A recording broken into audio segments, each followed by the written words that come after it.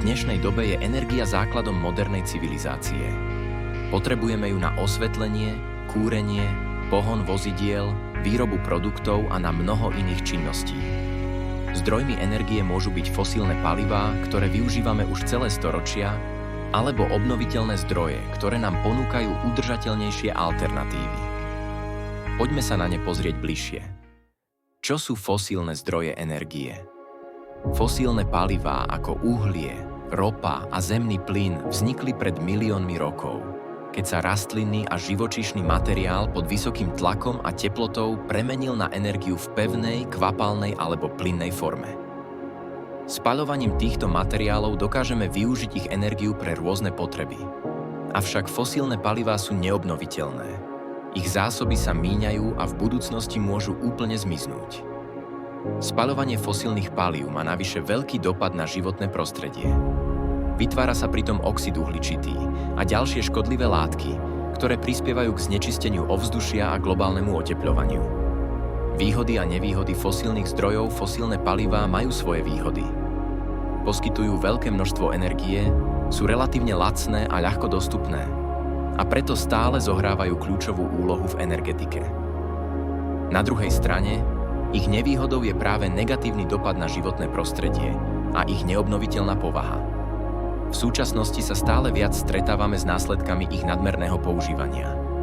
Klimatická zmena, topenie ľadovcov, extrémne počasie a znečistenie ovzdušia. Čo sú obnoviteľné zdroje energie? Obnoviteľné zdroje energie sú tie, ktoré sa v prírode obnovujú a nikdy sa úplne neminú. Medzi ne patria solárna energia, využíva slnečné žiarenie, ktoré dokážeme pomocou solárnych panelov premeniť na elektrickú energiu. Veterná energia, veterné turbíny zachytávajú pohyb vzduchu a premieňajú ho na elektrinu. Vodná energia, rieky a vodné toky poskytujú energiu, ktorú zachytávame pomocou vodných elektrární. Geotermálna energia využíva teplo zvnútra Zeme, ktoré môže byť použité na výrobu elektriny a na vykurovanie. Biomasa, organické materiály ako drevo, odpad alebo rastliny, ktoré môžeme spaľovať a získavať z nich energiu. Výhody obnoviteľných zdrojov.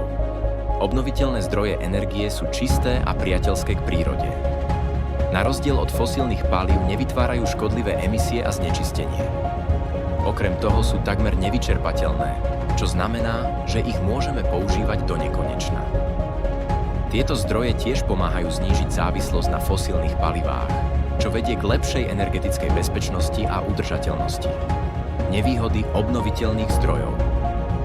Na druhej strane, aj obnoviteľné zdroje majú svoje nevýhody. Inštalácia solárnych panelov, veterných turbín alebo vodných elektrární si často vyžaduje vysoké počiatočné náklady. Tiež sú niektoré z týchto zdrojov závislé od počasia alebo geografickej polohy. Napríklad solárne panely sú menej účinné v daždivých alebo oblačných dňoch a veterné turbíny potrebujú konštantný vietor. Porovnanie fosílnych a obnoviteľných zdrojov.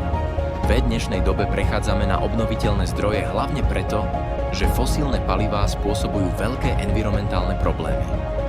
Obnoviteľné zdroje sú ekologickejšie, udržateľnejšie a v dlhodobom horizonte predstavujú čistú alternatívu.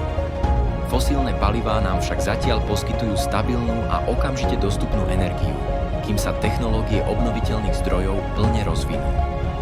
Ako môžeme prispieť k zmene? Každý z nás môže prispieť k zmene.